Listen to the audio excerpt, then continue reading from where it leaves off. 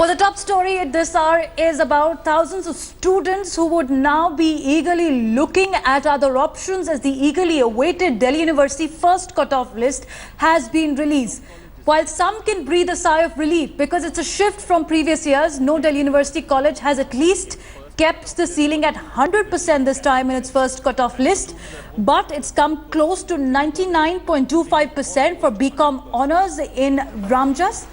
This is the highest cutoff that has been announced by Ramjas SRCC at 98.25% for BCom Honours. Electronics, you have SGTB Khalsa, which has also gone up. English again, Khalsa College wants 98.75%.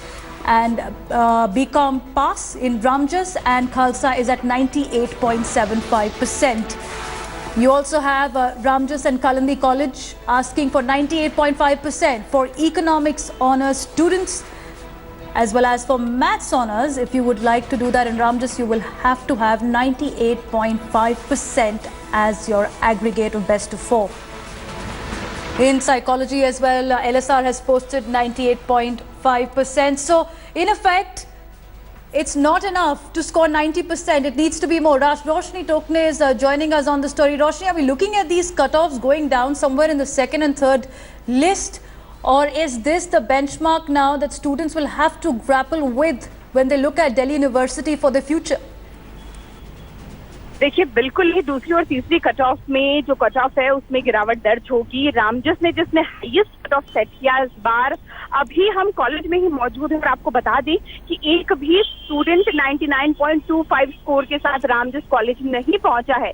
यानी कि जो cut off set किया उस cut off पर दाखिला लेने के लिए कम से कम 9 बजे से विंडोज ओपन थे यहाँ पर आवेदन एडमिशन लेने के लिए, लेकिन उसके बावजूद अभी तक कोई सिंगल स्टूडेंट जो है वो भी यहाँ पर नजर नहीं आ रहा है। इसका मतलब साफ है कि कहीं ना कहीं एक अंदाजे के तौर पर, क्योंकि ये भी नॉर्म्स दिल्ली विश्वविद्यालय की हैं कि उस परसेंट पे जितने भी बच्चे होंगे उसको दिल्ली विश्वविद्यालय के अलग अलग कॉलेजों में दाखिला देना होगा। और अगर छात्र ने, स्टूडेंट ने आपके कॉलेज का नाम ऑप्ट किया है तो आपको उसके लिए इंफ्रास्ट्रक्चर डेवलप करने होंगे। तो इसी को अंदाज में रखते हुए कॉलेजेस अक्सर हाई कट ऑफ इसीलिए सेट करते हैं ताकि कम नंबर वाले जो छात्र हैं उनको दूसरी और तीसरी कट ऑफ में मौका मिल जाए और उस तरह से उनको अंदाजा हो जाए। असल जो तस्वीर है वो दूसरी तीसरी कट ऑफ के बाद ही सामने आती है।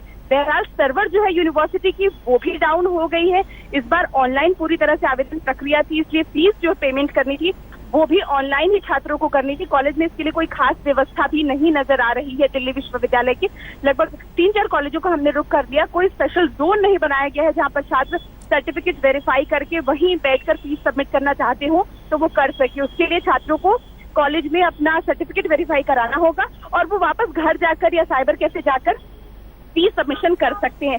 इसको देखते हुए ये भी थोड़ी सी अव्यवस्था की जो तस्वीरें हैं वो भी कैंपस में दिख रही है। जी, Right, and also Roshni, interesting pattern being seen now. BCom Honours, economics have already attracted high percentage, but in LSR for journalism as well, it's 97.5%. That means that there are students who are applying for journalism courses in large numbers as well.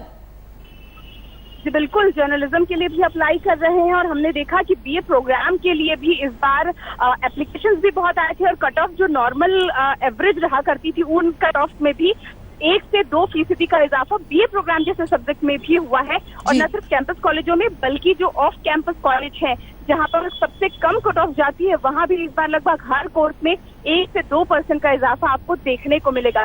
तो pattern तो यही है कि हर साल cut off में बढ़ोतरी हो रही है क्योंकि 12वीं की जो रिजल्ट हैं वो इसी तरह से आते हैं। इस बार भी 95 से ज्यादा % वाले कई बच्चे थे, कई छात्र थे, इसीलिए अंदाजा लगाया जा रहा था कि ड्यू का कट ऑफ तो हाई होगा ही, लेकिन बस खेल यहाँ पर ये समझने की जरूरत थी कि क्या 100% जाएगा।